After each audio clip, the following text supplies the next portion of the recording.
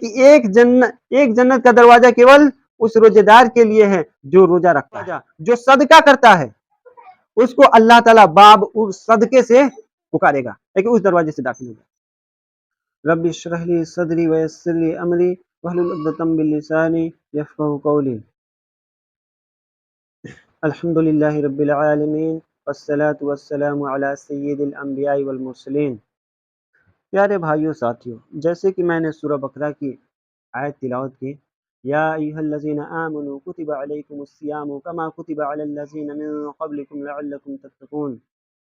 اے ایمان والو، تم پہ روزے فرض کیے گئے ہیں جس طرح تم سے پہلے لوگوں پہ روزے فرض کیے گئے تھے تاکہ تم تقوی حاصل کرو، تقوی والے بن جاؤ، پرہیزگار بن جاؤ۔ روزہ کی بہت ساری خوبیاں ہیں ایک ایمان والے کے لیے۔ اللہ کے نبی کریم صلی اللہ علیہ وسلم کی حدیث ہے، روزہ رکھنے والا جہنم سے 70 مسافت کی دوری پہ چلا جاتا ہے۔ حدیث ہے، اللہ کے نبی کریم صلی اللہ علیہ وسلم نے فرمایا کہ جو مسلمان ایک دن کا روزہ رکھتا ہے، اللہ تعالیٰ اس کے چہرے کو جہنم سے 70 مسافت کی دوری پہ کر دیتا ہے۔ ایک دن کی روزہ اگر رکھتا ہے اللہ کے واسطے، تو ایسے شخص کے چہرے کو اللہ تعالیٰ 70 مسافت کی دوری پہ کر دیتا ہے۔ سوچئے، آپ سوچ رہے ہوں گے کہ یہ مسافت کیا ہے؟ اگر کوئی شخص 78 کلومیٹر اپنے گھر سے دور سفر پہ گیا ہے، کم سے کم 78 کلومیٹر، تو اس کو مسافر مانا جائے گا، اسی دوری کو مسافت کہا گیا ہے۔ سوچئے تو پھر 70 مسافت 70 گنے 78 کیجئے، تو ایسے جو شخص ایمان کے ساتھ روزہ رکھتا ہے، اللہ تعالیٰ اس کو جہنم سے اتنی 70 مسافت کی دوری پہ کر دیتا ہے۔ سب سے پہلی خصوصیت ہے یہ ہے روزہ دار کے لیے، کہ اللہ تعالیٰ اس کو جہنم سے دور کر دیتا ہے۔ دوسری، اللہ کے نبی کریم صلی اللہ علیہ وسلم کی روزہ وصیت ہے۔ ہم سبھی لوگ اپنے جو پرکھوں کی جو چیزیں ہوتی ہیں بڑے سنبھال کے رکھتے ہیں، خاص کر زمین جائیداد بڑے ہی اہتمام کے ساتھ رکھتے ہیں، کہ یہ وصیت ہے میرے پتا کی، میرے ابا کی، اس کو ہم بہت احترام کرتے ہیں۔ اسی طرح سے روزہ نبی کریم صلی اللہ علیہ وسلم کی وصیت ہے، اس کا بھی ہمیں اہتمام کرنا چاہیے۔ اور پھر روزہ کی ایک خصلت یہ ہے کہ یہ دین کا ستون ہے۔ روزہ دین کا ستون ہے، روزہ ہمیں گناہوں سے بچاتی ہے۔ ابو امامہ رضی اللہ تعالیٰ عنہ کہتے ہیں، ہم لوگ عمل کی جب دلچسپی ہو، عمل کرنے کی جب چاہت ہو، تو ایک شخص کیا کرتا ہے، عالم دین سے ہمیشہ پوچھتا ہے کہ میں کیسے عمل کروں کہ گناہوں سے بچ جاؤں، کیسے عمل کروں کہ میں جنت میں داخل ہو جاؤں۔ صحابی رسول پوچھتے ہیں ابو امامہ رضی اللہ تعالیٰ عنہ، اے اللہ کے نبی کریم صلی اللہ علیہ وسلم، کوئی مجھے ایسی چیز کا حکم دیجئے جس پہ میں عمل کروں اور اللہ تعالیٰ مجھے اس کے ذریعے سے رحم فرمائے، اس کے ذریعے سے مجھے نفع پہنچائے۔ اللہ کے نبی کریم صلی اللہ علیہ وسلم کہتے ہیں کہ تم روزہ رکھو، روزہ کا اہتمام کرو، روزہ کی پابندی کرو۔ کیوں؟ کیونکہ اس کے جیسا کوئی عمل نہیں ہے، روزے کا جیسا کوئی عمل نہیں ہے۔ پیارے بھائیوں ساتھیوں، سوچنے کی بات ہے، ایک صحابی رسول جو سوال کر رہے ہیں کہ میں کیسے زیادہ سے زیادہ عمل کر کے اللہ کے قریب ہو جاؤں، جنت کے قریب ہو جاؤں، پوچھ رہے ہیں، کہہ رہے ہیں کہ حکم دیجئے۔ حکم کب دیا جاتا ہے؟ ایک دم لازم جب پکڑنا ہو، رائے نہیں مانگا جا رہا ہے کہ آپ کی رائے کیا ہے کہ میں کس پہ عمل کروں، آپ حکم دیجئے، وعلیکم السلام، لیکن میں اس پہ عمل کر کے جنت میں داخل ہو جاؤں، اللہ تعالیٰ مجھے نفع پہنچائے۔ پیارے بھائیوں ساتھیوں، آج ہم لوگ تو روزہ چھوڑ دے رہے ہیں، تھوڑی تھوڑی مشکلات آ رہی ہے، تھوڑی تھوڑی بیماریاں آ رہی ہیں، چھوڑ دے رہے ہیں روزہ۔ پیارے بھائیوں ساتھیوں، روزہ رکھیے۔ دوسری حدیث ہے، اللہ کے نبی کریم صلی اللہ علیہ وسلم ارشاد فرماتے ہیں کہ جنت کے 8 دروازے ہیں، جنت کے 8 دروازے ہیں، اور ایک دروازہ کیول روزے دار کے لیے ہے، جو ہے الریان، جس میں سے کیول روزے دار ہی داخل ہوگا۔ یہ ہے روزے دار کی فضیلت، ایک جنت کا دروازہ کیول اس روزے دار کے لیے ہے جو روزہ رکھتا ہے۔ اللہ کے نبی کی حدیث ہے، اللہ کے نبی کریم صلی اللہ علیہ وسلم ارشاد فرماتے ہیں کہ جو شخص نماز پڑھتا ہے، جو شخص 5 وقت کی نماز پڑھتا ہے، ہمیشہ قائم رکھتا ہے، اس کو اللہ تعالی باب نماز کے دروازے سے بلائے گا۔ ایک دروازہ جو نمازی کے لیے ہے، نماز کے دروازے سے بلائے گا، اور پھر ایک دروازہ جو قتال کرتا ہے، اللہ کے راستے میں جنگ کرتا ہے، اس کو باب جہاد سے بلایا جائے گا۔ دوسرا، جو بندہ روزہ رکھتا ہے، اس کو الریان، باب الریان سے پکارا جائے گا۔ یہ ایک ایک دروازے ہیں۔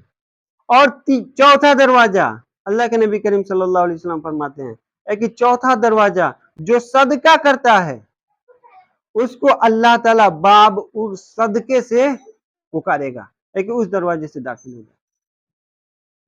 اس پہ ہم لوگ سوچیں کہ یہ دروازے ہیں، جو نماز پڑھتا ہے، جو صدقہ دیتا ہے، جو جہاد کرتا ہے، جو روزہ رکھتا ہے، ان تمام دروازوں سے آدمی داخل ہو جائے گا۔ لیکن کسی شخص کو ایسی چاہت ہو کہ میں سبھی دروازے سے داخل ہو جاؤں۔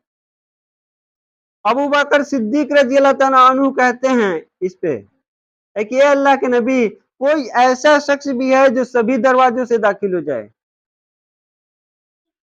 یہ چاہت ہوئی ان کو، تو انہوں نے پوچھا کہ ہم تو چاہتے ہیں ہم سبھی دروازوں سے داخل ہو جائیں۔ تو وہ کہتے ہیں اللہ کے نبی کریم صلی اللہ علیہ وسلم، مجھے امید ہے کہ آپ اس میں شامل ہیں۔ تو یہ جو سارے عمل کرتا ہے، 8 دروازے ہیں جنت کے، جو سارے عمل کرتا ہے وہ جس دروازے سے من چاہے چلا جائے، 8 دروازوں سے چلا جائے۔ پیارے بھائیوں ساتھیوں، ہم میں وہ چیز کہاں ہے؟ ہم صدقہ دینے میں سوچتے ہیں کہ ہمارا مال کمی ہو جائے گا، تھوڑی تھوڑی بیماری آ رہی ہے تو ہم سوچ رہے ہیں کہ کیسے ہم روزہ رکھ پائیں گے۔ تو جو روزہ رکھتا ہے اس کو روزے کے دروازے سے پکارا جائے گا۔ تو ہمیں یہ چاہت ہونی چاہیے کہ ہم سبھی کے سبھی دروازے، صدقہ بھی کریں، نماز بھی پڑھیں، خیرات بھی کریں، ہر ایک چیز کریں کہ ہم سبھی کے سبھی دروازوں سے داخل ہوں۔ پیارے بھائیوں ساتھیوں، سوچنے کی چیز ہے، ہم سے رمضان جا رہا ہے، اب ہم روزے رکھنے میں کوتاہی کر رہے ہیں، روزہ نہیں رکھ پا رہے ہیں۔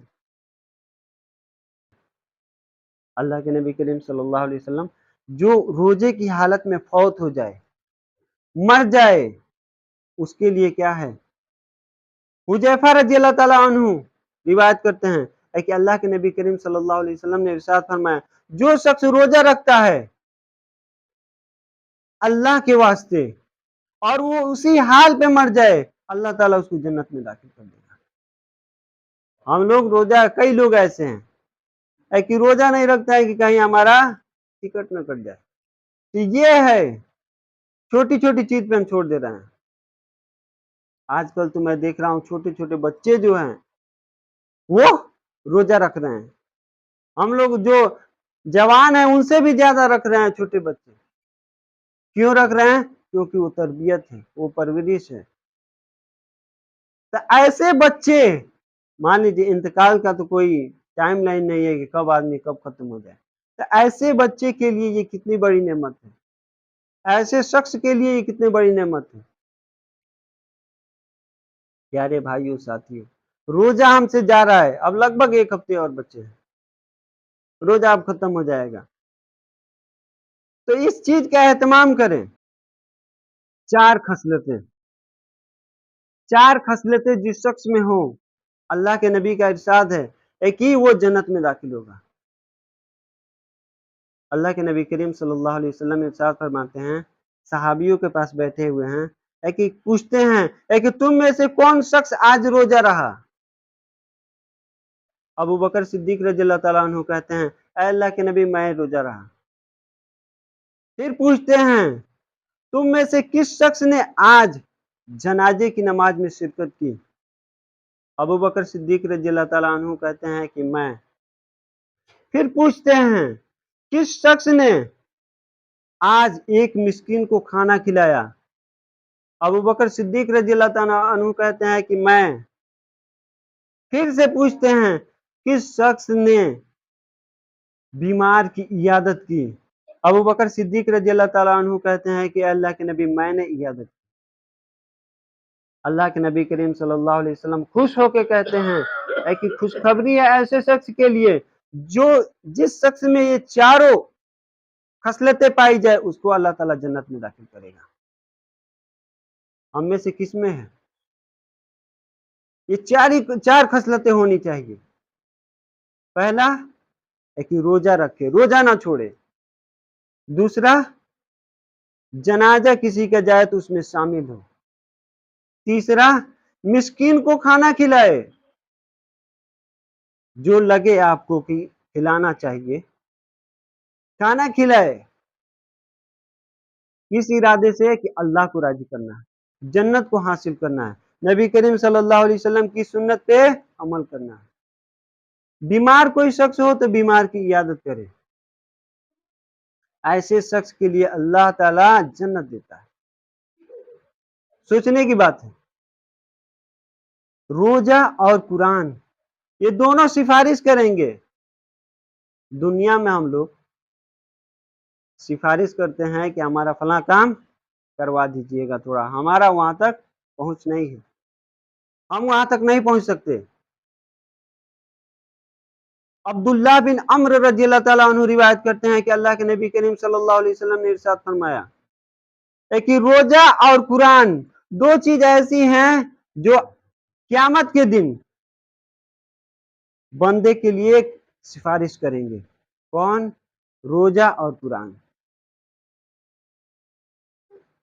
روزہ کہے گا اے اللہ میں نے اس کو بھوکے پیاسے رکھا، شہوت سے روکا، اپنی نفس کے خواہشات سے روکا، اس کو جنت میں داخل کر دے، میری سفارش قبول کر لے. قرآن کہے گا اے اللہ میں نے اس کو رات میں سونے سے روکا، میری تلاوت کرتا رہا، اے اللہ میری سفارش قبول کر اور اسے جنت میں داخل کر. دونوں کی سفارش قبول کی جائے گی اور اللہ تعالیٰ جنت میں داخل کر دے گا. ایک اور حدیث ہے اسی سے. اللہ کے نبی کریم صلی اللہ علیہ وسلم نے فرمایا ہے کہ قرآن اور روزہ قیامت کے دن بندے کے لیے سفارش کریں گے اور اللہ تعالیٰ دونوں کی سفارش قبول کر لے گا.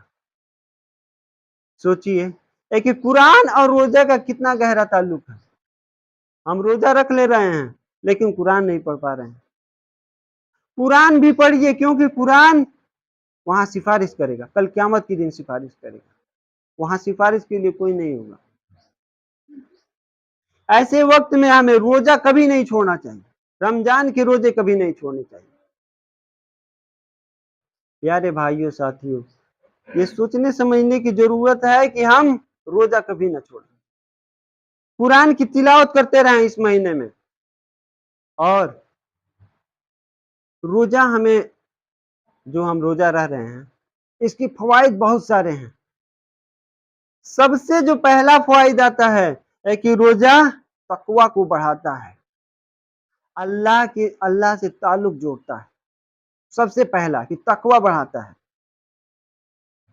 دوسرا روزہ گناہوں سے بچاتا ہے. جب ہم روزہ رہتے ہیں تو یہ ہمیں گناہوں سے بچاتا ہے. ہم گناہ سے رک جاتے ہیں کہ ہمیں ٹی وی نہیں دیکھنا ہے، ہمیں گالی نہیں دینا ہے، ہمیں فلمیں نہیں دیکھنی ہے، ناچ گانا نہیں کرنا ہے، خواہش کام نہیں کرنا ہے. روزہ ہمیں عبادت میں مشغول کرتا ہے، عبادت کرنے کا موقع دیتا ہے کہ ہمیں عبادت کرنی ہے. روزہ اللہ سے تعلق کو جوڑتا ہے. یہ ساری چیزیں اگر ہمارے اندر آ گئی تو سمجھیے ہم لوگ روزے کی اصل چیز کو پا لیے. پیارے بھائیوں ساتھیوں، روزے آج سے بھی جو روزے چھوڑے ہوئے ہیں روزہ میں گالی گلوچ کر رہے ہیں، اللہ کے نبی کی حدیث ہے جو شخص روزہ رہتے ہوئے جھوٹ بولے، جھوٹ پہ عمل کرے، ایسے روزے دار کو اللہ تعالیٰ بھوکے پیاسے رہنے کی کوئی ضرورت نہیں.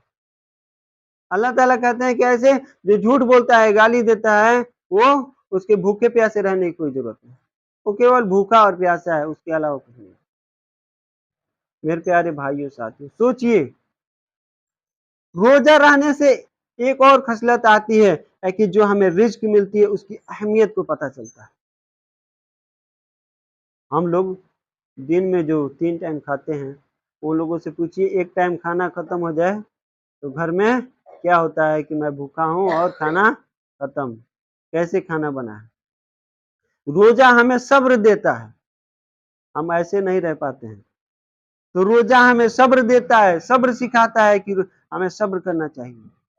روزہ ہمیں جو مسکین ہے، غریب ہے، ان کے پرتی، ان کے لیے سہانوبھوتی، دیا بھاونا سکھاتا ہے کہ ان پہ ہمیں دیا کرنا چاہیے، ان پہ ہم رحم کرنا چاہیے. تو یہ جو روزہ کی خصلتیں ہیں آتی ہیں ایک مسلمان کے اندر جو روزہ رکھتا ہے، اللہ سے محبت کرتا ہے، نبی کریم صلی اللہ علیہ وسلم سے محبت کرتا ہے، یہ ساری کی ساری خصلتیں ایک مسلمان میں آ جاتی ہیں. پیارے بھائیوں ساتھیوں، ہم سے روزہ اب جا رہا ہے، ان نیکیوں کا مہینہ جا رہا ہے.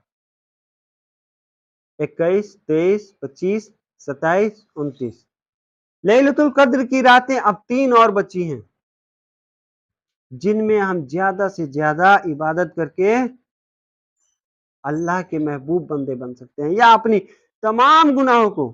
اللہ کے نبی کی حدیث ہے، جو ایک رات لیلۃ القدر پا جائے، سورہ لیلۃ القدر پہ تو ایک سورہ ہے، سورۃ القدر، انا انزلناہ فی لیلۃ القدر. قرآن کو شب قدر میں نازل کیا گیا. وما ادراک ما لیلۃ القدر، اور تم کیا جانو کہ لیلۃ القدر کیا ہے. لیلۃ القدر خیر من الف شہر، لیلۃ القدر 1000 مہینوں سے بہتر ہے. 1000 مہینہ جب کریں گے تو 83 سال آتا ہے. ایک ویکتی کا جیون ہم لوگ ایک رات کی عبادت میں پا لیتے ہیں. ایک رات کی عبادت. سوچئے میرے پیارے بھائیوں ساتھیوں، 3 راتیں اور بچی ہیں، 3 راتیں اور بچی ہیں جس میں ہمیں عبادت کرنی ہے اور اپنی بخشش کرا لینی ہے. اور لیلۃ القدر کی رات اللہ کے نبی کون سی دعا مانگا کرتے تھے؟ کون سی دعا مانگا کرتے تھے؟ اللہم انک عفو تحب العفو فاعف عنی. اے اللہ تو بہت معاف کرنے والا ہے، تو معافی کو پسند کرتا ہے، اور مجھے معاف کر دے. یہ ہے ترجمہ. اللہم انک عفو تحب العفو فاعف عنی. ہم میں سے کتنے لوگوں کو یاد ہے لیلۃ القدر میں یہ دعا کثرت سے پڑھنی ہے؟ سبحان اللہ، الحمدللہ یہ پڑھنی ہے، اللہ اکبر، یہ کلمات زیادہ سے زیادہ پڑھنی ہے. اس کا اجر کتنا ہے؟ 700 گنا اللہ تعالیٰ اجر بڑھا دیتے ہیں. 700 گنا. ایک مرتبہ اگر سبحان اللہ پڑھتے ہیں تو اس کا 700 گنا اجر ملتا ہے. اب ہمیں خواہش ہو کہ ہمیں وہ رات پہ عمل کرنی ہے. اس رات کو ایک ویکتی کے جیون جو جی چکا ہے اتنا زیادہ عمل ملتا ہے، اس سے بھی زیادہ. پیارے بھائیوں ساتھیوں، رمضان کو غنیمت سمجھیے اور اپنے لیے اس کو بخشش کا مہینہ بنائیے کہ ہمارا بخشش ہو جائے، مغفرت ہو جائے، اور اسی پہ قائم رہیے. قرآن کا سورہ ہجر آیت نمبر 99 پڑھیے. وَاعْبُدْ رَبَّكَ حَتَّى يَأْتِيَكَ الْيَقِينُ. اپنے رب کی عبادت کرو جب تک کہ یقینی نہ آ جائے، جب تک کہ موت نہ آ جائے. جب تک کہ جس کا آنا یقین وہ نہ آ جائے. کس کا آنا یقینی ہے؟ وہ ہے موت کا. لیکن موت آنا یقین ہے، سب کو موت آنی ہے. وَاعْبُدْ رَبَّكَ حَتَّى يَأْتِيَكَ الْيَقِينُ. اپنی رب کی عبادت کرو. وَاعْبُدْ، اپنی رب کی عبادت کرو. حَتَّى، یہاں تک کہ. وَاعْبُدْ رَبَّكَ حَتَّى يَأْتِيَكَ الْيَقِينُ، کہ تمہیں موت نہ آ جائے. ہماری حال دیکھیے، اب رمضان بھی چلا جائے گا، ہمیں کوئی پرواہ نہیں. ایسے شخص کے لیے اللہ کے نبی کریم صلی اللہ علیہ وسلم نے فرمایا ہے کہ ہلاکت و بربادی ہو ایسے شخص کی جو رمضان کا مہینہ پائے اور بخشش نہ کر پائے.